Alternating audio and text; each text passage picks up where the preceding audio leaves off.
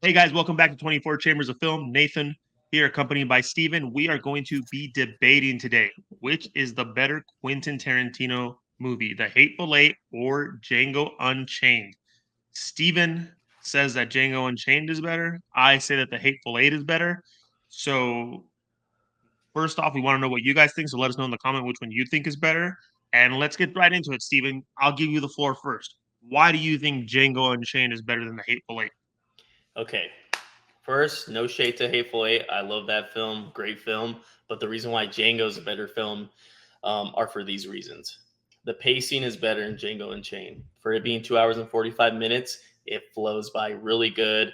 Um, it's a movie that I feel like a lot of people forget that it's that long because of the pacing so good. It's just an adventure film that you get wrapped up in and engulfed in, and you just like you get really engrossed in that movie. I think it's for anybody who watches it. I've recommended it to people before, and they watched it, and they were like, I tell them the run time before the movie, and they're like, oh, they kind of give a little like, and I'm like, I guarantee you, it's gonna go by quick. It's not gonna feel that long. Every time I've recommended it, and they come back and tell me like, dang, you're right, that movie was great. It flew by. I can't believe it was that long. I didn't even feel the runtime, and they watched it in one sitting, which is great. Because sometimes you get people movies and they take like a couple days to watch it because they're breaking it up. But Django, usually always a one sit movie, and you get it done right away. Another thing why I just think it's better. I prefer the visual, like the directing of Tarantino visual wise in Django Unchained. I think the action in it is super stylized and super engaging and just really operatic. It really like when the violence hits, it hits. Like it has some of the best action sequences, like gunplay wise, that I've ever seen in any movie.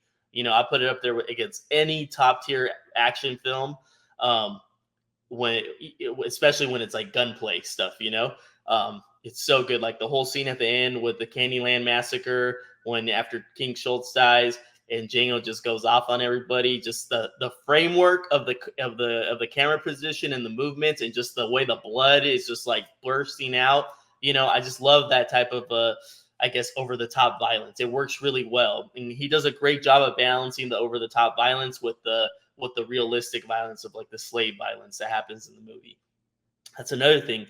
I think I just love and Hateful Eight has this too, but I think just for the type of movie it is, I think the idea is more original and it's more of an ingenious idea than the Hateful Eight. I just feel like at that time we hadn't seen a movie like this take the slavery setting and turn it into a western and the hero be a black cowboy. We hadn't seen that. It was just a unique vision of revisionist history, and it's something I think a lot of people, I feel like, especially a lot of like black people or just minorities, like that type of story of the underdog, that's being totally, oppressed, fight back, but like do it in a stylish, bloody way, where in movies you can do that stuff. You're not going to be, you can go around the law and go around all that, especially in that time, it's the law was very weak, to say the least.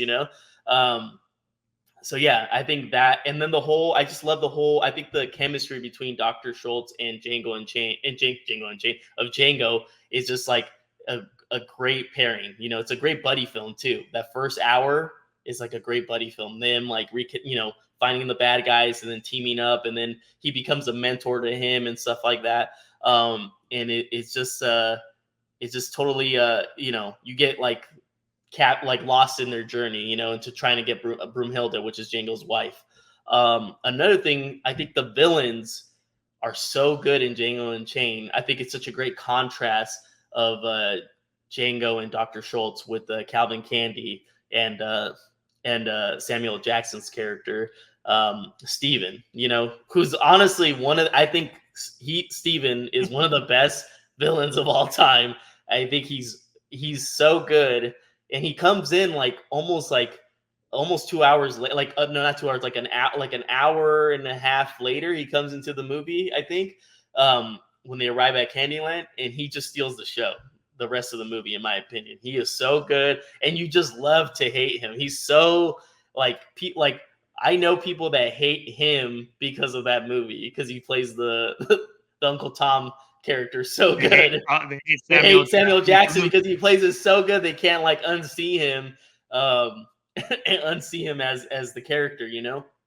And it's just a great character. It's one of my favorite villain characters because it it just has like you see him, you think he's a feeble, old, weak man, but in reality, he has a lot of power. He actually runs Candyland. You know, Leo's doing off, Calvin Candy's doing off his thing with the Mandingo slave fighting, but who makes the Candyland function is Steven.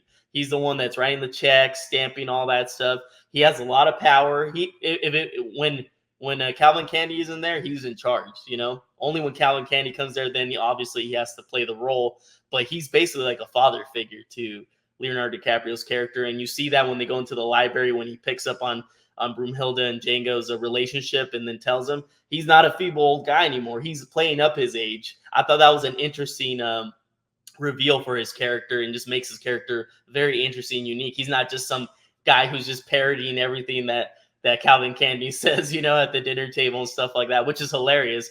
And his performance is one of the funniest I've ever seen in a movie. I mean, what else? The music is great. I mean, Hateful Eight has great music too, don't get me wrong, but just the use of music,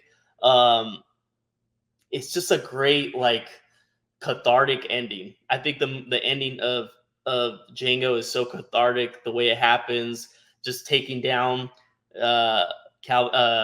Candyland, as a reputation of it feels like a symbol. It's symbolizing taking down slavery, even though he didn't save slavery or nothing like that. That's the other thing that I like about it. It's a relatable story, given the whole, take away the Is it really relatable? No, take away the slavery thing. It's just about a guy. Listen, fool, let me finish. I'm almost done. All right. Take away the slavery element. It's just about a guy trying to rescue his wife. It's a simple storyline, but you put it in that world and it just gives it that extra flavor, that extra uniqueness, But also, I just think it's Tarantino's best directed movie. The way he shot it, the visuals, and part of it is that I think he put a lot of effort in it because it's, he loves spaghetti westerns. That's his favorite movie is The Good, Bad, and the Ugly, as that's what he claims, So, yeah, I think he really delivered on the action sequences. He really delivered on the buildup, on the tension. There's that whole dinner scene with Leonardo DiCaprio and everybody before they get found out that they're not really there to buy Mandingos. That whole thing is just like a great pressure cooker, and it has a great explosion of violence to cap it off. I also think it's just the movie that's I don't know. It's so rewatchable. That's another thing. It's more rewatchable than the Hateful Eight. That's really the key, is that it's just more rewatchable, and it just delivers on everything that it set out to do, in my opinion. And yeah, that's my opening statement. That's it. We can end the video.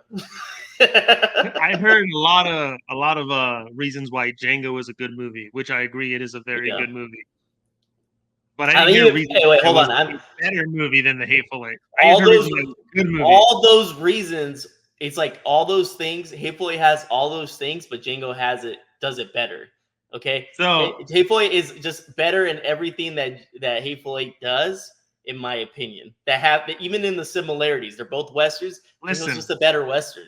All right, whatever. Go ahead. Do your case. Everyone's entitled to be wrong. Do your case. Do your case. Do your reasons.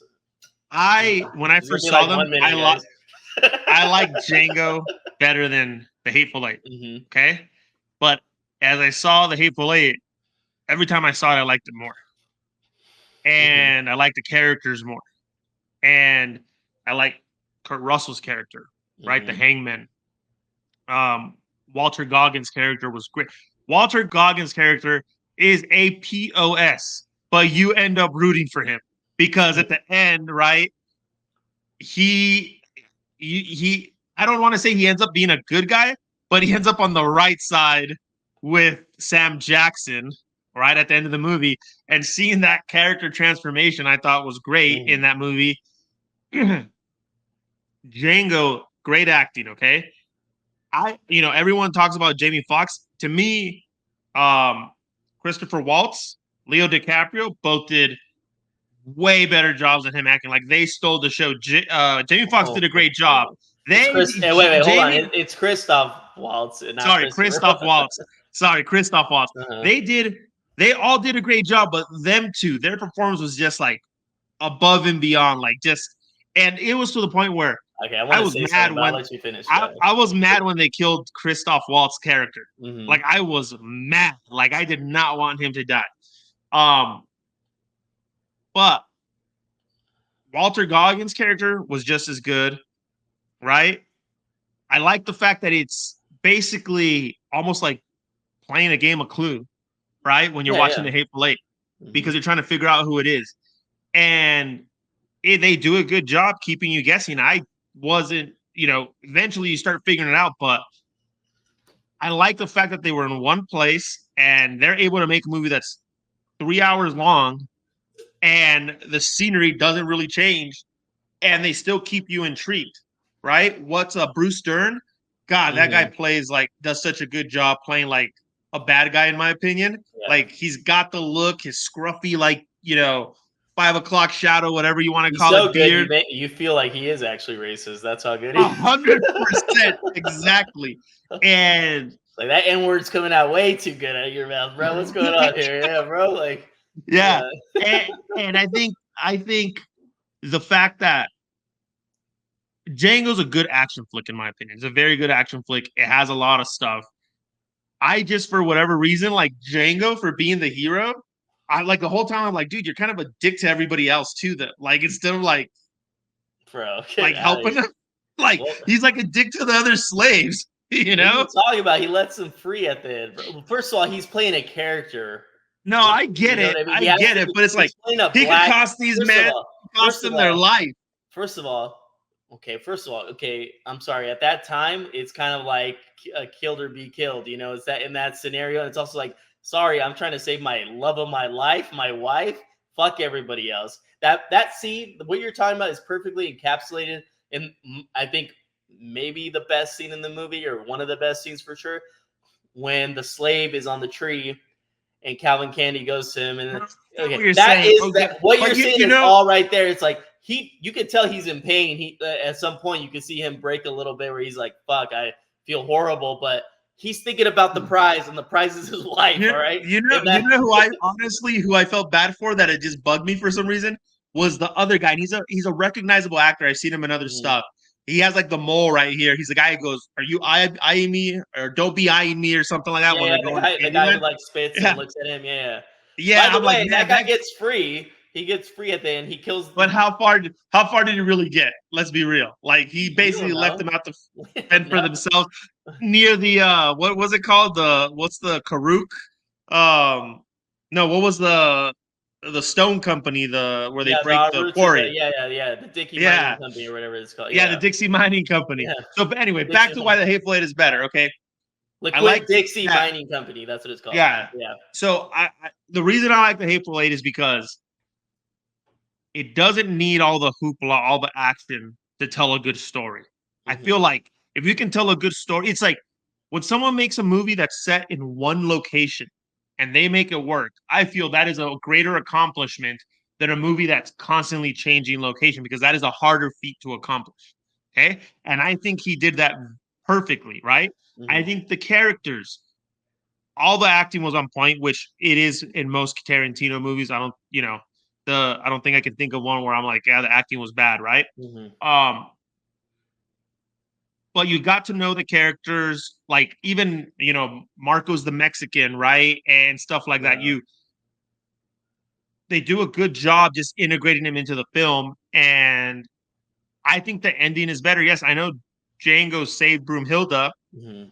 but I prefer the ending where they're like kind of both fucked at the end, but they join forces to kind of, and now they're stuck together, right? Mhm. With in a shitty situation.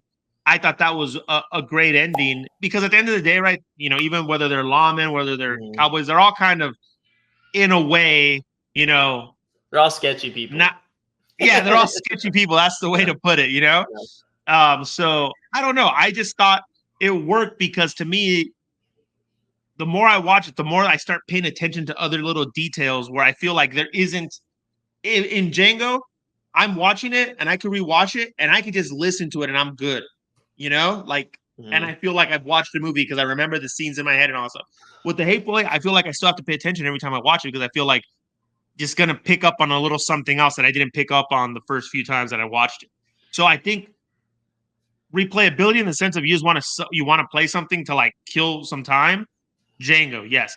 Replayability because you want to actually continue to watch it and pay attention and get immersed in it again. Hateful Eight, and I think that just makes it a better movie because I don't know. I just liked, and again, I like Exactly. Django He better when doesn't it know started. why he likes it, or he's just Okay, sorry. I like it because to me, it tells a better story. I like the whole whodunit aspect kind of it. That in Django, the surprise to me in Django was that Christoph Waltz got killed, how he got killed, but I knew one of them was going to die, and I knew it wasn't going to be Django. You know, I knew from the beginning Christoph Waltz was going to get killed. And it just pisses me off that Calvin Candy killed him how he did, and that he didn't get to kill. well, And Calvin honestly, Candy what didn't freak? kill him, but yeah. No, sorry, Butch or whatever. But Yeah. because of Calvin, because of Calvin, basically he lost to Calvin Candy, and that's actually another thing that pisses me off about the movie. Well, he's supposed to be very smart, right? Dr. Schultz supposed to be very smart, and at the end, Calvin Candy technically beats him because Calvin Candy gets the best of him and he loses his cool. I don't think And Calvin Candy beats him. I think they both no, lose. he does. No. Hey, Calvin who's Candy the motherfucker who got cheated. shot? All right, Yeah, first. but so did he. But here's the thing. Okay, I guess what go gets me up, ahead. what bothers me about that is that they could have walked out of there and that was it. It's a done deal. But he let his pride get the best of him. And to me, Well, look, like okay, that character flaw, like they paint him to be like this, very smart person. And then in this moment, like he's told Django so many times to basically play it cool. He can't play it cool. I get it. Like it works for the movie, but that pisses me off that he had to die because he couldn't keep his cool. I think you need to rewatch it again because all the details are in the movie. Okay, leading up. Okay, so that's the whole. First of all, that's the whole switch of that's the genius of the characters of Schultz and Django. One starts one way, and the other one starts the other way. By that point, Django has been the one that has actually become the master. All right, he's the one, the mentor. I mean, he's the one that's actually taken the advice, and he's the one that's playing it cool. And how he was overzealous, killing the brittle brothers and all that stuff. He's the one that's actually the one that's, first of all, because now he's in. You got to remember, Schultz has never really been exposed to the slavery like that. So that's the whole point of that. Even when he almost blows the cover when he talks about, oh, I'll pay for the slave, the one that's in the tree, D'Artagnan. But then Django saves his ass. So you see the things where Schultz is having a hard time playing his character when he's, it's one of those things where he kind of becomes the student in that sense because the world he's not used to, and Django's used to all the atrocities that has been going on. He took him deep into the South, deep into the ugliness, and it works. Yeah, it sucks because you feel like, but in the moment he's just, it's a good emotional reaction from King Schultz. It sucks he died. We all like Dr. King Schultz. He's great. That's why, it's okay. He got the Oscar for it. So it's okay. He can, it's not the worst thing in the world. But you were saying something. You said something earlier. Jamie Foxx, but you were talking about Leo and Christoph Waltz. First of all, I've never heard anybody say that everyone always freaking talks about Christoph Waltz and Leo in the movie. Like they're like, and I get it. They do great. They're amazing in the movie. I have no issues with them at all in their performance. But I think Jamie Foxx's performance is actually harder to do than what they did because they have all the good lines. They have all the like flamboyant or the very showy parts in the movie. Okay, so if you gotta, if they don't deliver, then it's like it looks really bad. They have to do good. I get it. Because they have all those great memorable lines, but Django is more of the silent type, the more the Clint Eastwood type character, man with no name or little few words. But he does so great emoting his emotions in so many scenes. He gets kind of left behind of the attention of other people because he's not the one that's super, loquacious. He's not he's not talking up a storm, being all fancy with his words. So I think it's a little unfair to be on him because he's playing the straight man, the leading guy. He's the lead of the movie, and he's also a slave that has to become to be, independent minded. You know what I mean? So he goes through a lot, and I feel like he doesn't get enough credit for his performance. Like I said, especially in that scene with the slave, D'Artagnan, in the tree. That scene right there is like, damn, that's Jamie Foxx doing the fucking real I'm shit not and saying he acting. didn't. Yeah, I'm but not I'm saying he just didn't saying, do a great job. I'm just saying, like, I heard a lot of people. He didn't get a lot of talk when the Oscars and all that stuff Let came me around. put it Not this even. way: he did a great job. Christopher Waltz did a greater job. I don't. I think they equally did a great job because I think their characters are two different um styles. One character is very talkative, very flamboyant with his speaking and stuff like that. And the other character is more reserved, and that it's a less showy performance. That's why it's easier to say Christoph Waltz. I totally get that. Nothing taken away from Christoph Waltz or Leo because they're both very showy in their performance. But to me, the best actor is Samuel Jackson in the movie. He to me, he's the one that should have gotten the Oscar personally. To me, he's the one that had Let the me ask you more. this: Do you think it's the acting or the character? I think they didn't want to give it to a character like like him because him No, and no. the I'm saying the acting is good, yeah, it's both. but It's both. I think the character a lot. The way the character is written allows that delivery to happen the way it's supposed to happen. Well, yeah, it was the same thing with Schultz's stuff. Schultz's and all the characters in their scene. The way they were written. But I feel like Schultz, you might have a little bit more liberties to do things different. There's only one way you can deliver Steven for it to work. No, there's a lot of ways you could probably deliver it. I think Samuel That Jackson would delivers it no, I as the think only unique way that there's he only could one way you deliver could deliver it to make it work. Steven. it. no, Freaking no, he delivered it in his own Steven. way. You could have gone it. There's so many. Look, you put Giancarlo Esposito, he would have done it a totally different way than Samuel Jackson. Nobody was gonna do it the way Samuel Jackson did it. Like he has such a distinct way, and he's just first of all, he's just fucking hilarious. He's the bad guy you love to hate. I think he's so funny in the movie. I think he's when he comes into the movie, you're simultaneously hating him and fucking want to see more scenes with him because he's so funny. But I give it to you. I will give you this about the Hateful Eight. I will agree that the Hateful Eight, I really love the ending of the Hateful Eight. I think the ending is one of the best parts of the Hateful Eight. Like you were mentioning, Walt Goggins's transition, how they end up being the teammates, and then how it ends. The movie is like a great metaphor for the American Civil War. I think the Hateful Eight. You got the Union, and then you got what did they call the ones? Oh my God, Confederacy. Yeah, the Confederacy versus the Union, especially encapsulated in Samuel Jackson and in Walt Goggins. But but I feel like everything that the Hateful Eight does that is great, Django just does it better, for the most part. So name one thing. Name a specific thing. What pacing is the first thing that comes to mind. I think the pace, even though I don't see, here's the problem with stuff like I this. don't think. Here's the I problem. don't think Let the me finish pacing this. though. It's Hold on, let me finish this so people understand where I'm coming from. First of all, Tarantino is my favorite filmmaker. I don't have none of his movies are slow to me. Okay, I have no issue with any of the pacings, but now when you're putting it up against each other, I have to pick. Django's pacing, I think, is better, and it's not a movie that's. You said it's an action movie. It is, but the action is very spread out. It's not like beat to beat. It's not like a John Wick action movie where it's like action sequence, and the action's very spread out. There's a lot of great dialogue, a lot of talking in Django Unchained, just like Hateful Eight. Definitely more action than Hateful Eight, but it's not like a very every 10 minutes there's an action sequence or anything like that. There's more action in it, but it's not like a crazy action movie in my opinion. It's very spread out.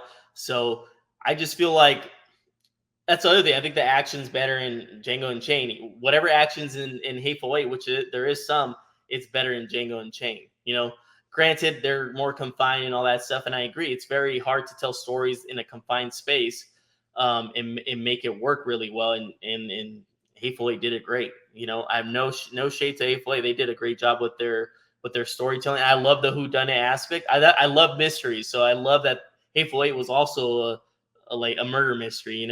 And you probably don't even realize you're watching a murder mystery while Yeah, it's going on, because it's not like the type of murder mystery that you're used to watching. And yeah. I think that's kind of like the genius of it. Like, you think you're watching a Western, which it is a Western, Hmm. but you're really watching a murder mystery. Yeah, yeah. And you're trying to figure it out. Whereas Django, you're watching a road trip movie too. Like, if you think about it, Exactly. It is a like, road it's trip a movie. Yeah, Western road trip. It's a Western road trip movie, right? But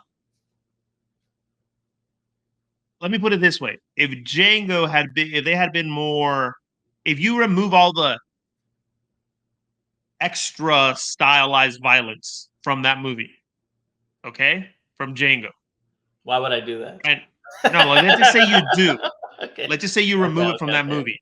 These It hypotheticals. loses a little bit of its luster because that extra stylized violence added a lot to it. Whereas, Well, what are you here's going the to thing. remove from the Here's the Hateful thing. Eight? Like, it goes strictly on story and character Well, there's development, and violence. There's violence in it. Don't but get it's it. not it's not as insane as Django. I'll tell you this: you can keep the same. What you're talking about is the blood splurting out like crazy and all that stuff, that's what happens in the violence in Django when it comes to like Django killing people. I get what you're But I think saying. that's a big ask about why people But like if more, because they're but if visually you did, but gratified. if you did, yes, it is. It is. But even in the Hateful Eight, when the violence happens, it's very gory. Like when John Ruth drinks the fucking poison.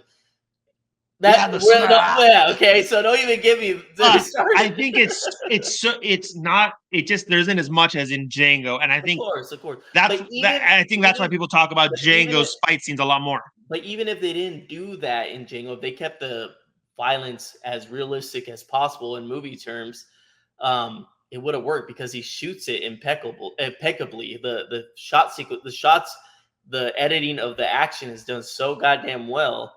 You know what I mean? It wouldn't even matter if it was like gushing out crazy. It could have been a little bit of blood, but more smoke and some blood. You know what I mean? It would have worked. I think that's just a little cherry on top with the extra blood, in my opinion, for me. Um, the way he shot it, the editing, the compositions, the shot selection, all that stuff is what makes the action sequences work. And then obviously all the other things are cool. The great sound design, the great sound effects of the bullets, all that stuff. Yes, the blood gives it the cherry on the top for me, but I don't think it would have made a big difference. Here's another thing why Django is the winner of this. Okay, is because Django, A Hateful Eight was a sequel to Django 2, Django Unchained 2. It was going to take the Django character, and instead of Samuel Jackson, it was going to be Django. Did you know that? But they couldn't do that because Django's like so OP that like the movie would have been over in like 10 seconds once he gets in there and kills everybody. Well, But they wouldn't have worked. what do you mean it wouldn't work? Tarantino wrote it and he thought of the whole idea with Django in mind. He had a whole story. He had that essentially same story with I'm taking Django. making a joke, fool. Okay, well, that Jesus, was I'm just saying a like joke. Django's like he's not a I'm calm glad it. demeanor No, but character. I'll say this. I'm saying without Django, Hateful Eight doesn't exist. Is what I'm basically saying. All right, that's what spawned the idea for Hateful Eight in a way to put Django against all these bad guys. Because essentially what happened was Quentin Tarantino said, I But made Django and it was good, but I can make something better. But And then here's he the made the thing. Hateful I'm Eight. glad it didn't happen because I like if Django being in that movie, you're like, okay, I mean, Django's Oh, the it gives too fucking much away. You know how yeah, it's supposed to Django's the play out. fucking boss in it, and he's gonna What he probably should have, what would have been good in kill that? Django right away. Yeah, Django goes in and fucking gets offed in the first 10 minutes. He's the That would have first been guy, freaking good. not off in the first 10 minutes, but if he would have been the first one to die, that would have been a No, very look. like good All one. right.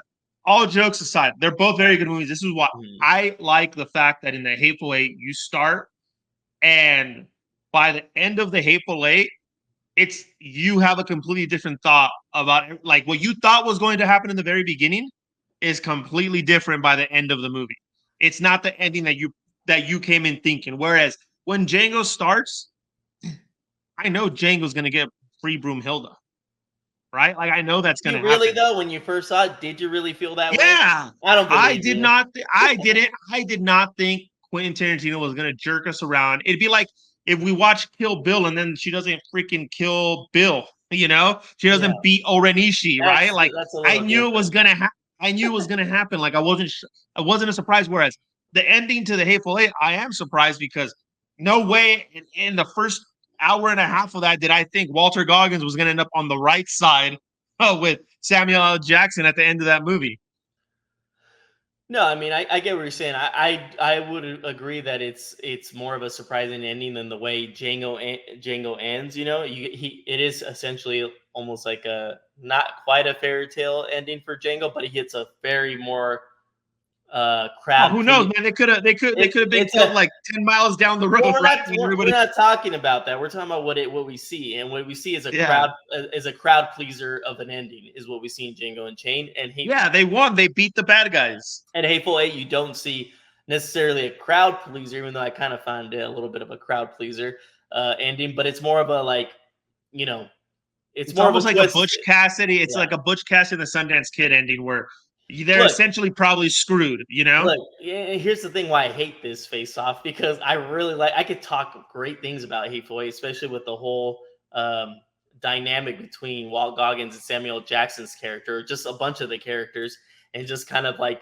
of course you know how interesting it is that the two guys that hate each other the most or should hate each other the most end up being the closest by the end of the movie and end up teaming up, you know. They end up putting Let's their political and social differences aside to get to the bottom of this bullshit that's happening to them in this cabin. And it's kind of a beautiful ending, I think, personally. The whole thing with the Lincoln letter, it's great. I think at the end of the day, I think the end of the day that gives Django Unchained the edge over Hateful Eight for me is just that it's just fucking entertaining as hell, and you can't it's such good entertainment. It's just like it's meat and potatoes. It's the best parts, and Hateful Eight has any those movie parts. that has any movie that has Jack Burton gets like a 2 point bump I, automatically. All I right. love that. I love Caruso in it, and I'm bummed that he was supposed to be in Django Unchained, but they wrote out his character, um, and unfortunately he wasn't in Django Unchained. But yeah, man, I He that's filmed it, or basically they just wrote out, no wrote out the he was character. he got casted, and I think I don't know what else happened, and then he ended up rewriting it, and it was even Kevin Costner at some point, and then ended up all getting bundled. But they ended up breaking the characters up to like Walt Goggins' character in Django Unchained, the Billy Crash character, and I think the Butch character of James Renmar. I think that's kind of like they kind of ended up like splitting those characters into their own thing. Walter Goggins, another one of those guys. It seems like the N word just naturally rolls off his tongue too. He's so good, huh? He's so good at playing a fucking Like I'm evil like, Southern. is that fool really playing or is he serious? I mean, and also, what's his Mm. name? Bruce Dern is in Django Unchained in that quick flashback when you get him like telling him that, oh, we're gonna Oh sell yeah, this yeah. room, He's the one. Yeah, yeah, he's the one of who the owned runaway R, yeah, Broomhilda. Yeah, um, yeah. and, God, and he does such a dude. He is. yeah, no one's better than him in the being a racist. I feel like Yeah, in the seriously. movies, but yeah, man. I mean, look, and I don't know. I also feel Look, I Django. understand why most people. Here's my final thing about. I also feel like Django is it's a unicorn because it's able to take this serious subject matter that's like at that time especially was not very. It's kind of taboo at that time. Like people don't want to touch it too much, and they want to do it a certain way. And it takes this movie and does an ingenious thing with it, and it's funny, but it's also serious, and they don't like they balance each other perfectly. And I'm not saying Hateful Eight isn't funny; it has its funny moments, but I think Django toes the line. The balance of it is just so good throughout this crazy adventure where you're seeing a bunch of horrific things, and you're still getting moments where you're like, "Damn, that was fucking funny." I can't, maybe I shouldn't be laughing, but it was funny, the way Well, it was see, I delivered. think I understand why people like Django more. I feel it just has so many elements, whereas the Hateful Eight does not have all those different elements to help carry Mhm. it. But that's why I think it's better because it doesn't need all of that to work. You I, know, I, would and I, Django and be as good if it didn't have those little funny moments like the comedy that it has, right? Like, I mean, it would have. It could have been straight up serious, and it still would have worked. But Quinn gives it that like that touch of. I think that's like a touch of reality, where like that scene with the guys with the bag with the pre KKK guys, where they have the bags, like they're yeah, arguing yeah, about the yeah. holes. Like that is like possibly a conversation that could have happened in that time when they first started doing that, where someone fucking fucked up the holes. Like that's what I'm saying. Those things like that give it like it brings it to like there's a relatable thing about people struggling with something like that, but then you're like, holy shit, these guys are that's the scary part. These guys are human just like me. Like they're fucking arguing All about right, shit let me about like holes in a mask that you could easily see yourself arguing about, but you can't connect with them because of who they are and what they believe, So let me pose this question to uh-huh. you better than: is there anything that the Hateful Eight can do or could have done to be a better movie than Django?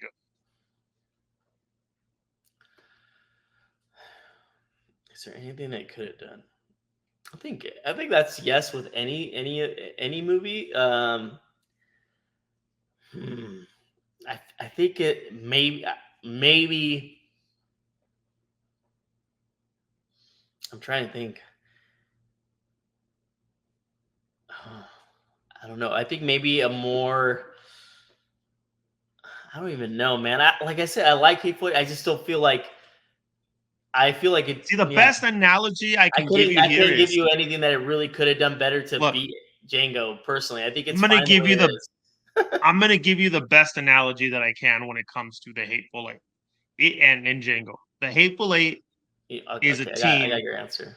By the way, but is go. a team is a basketball team that has good players but no superstars. Kind of like the Pistons from when they won the title back in like '04. Mm-hmm. What I remember what year, Rip, yeah, with with Rip, Rip yeah. Hamilton, Chauncey Uh-huh. Billups, and all those guys, right? Okay. There was no superstars, just solid team play all around, and they won the championship. Django has all these elements, superstars, like a star-studded team because it just has all these different things that it's pulling in, It's the Bulls, and Jordan, and it makes it and it all works. But guess what?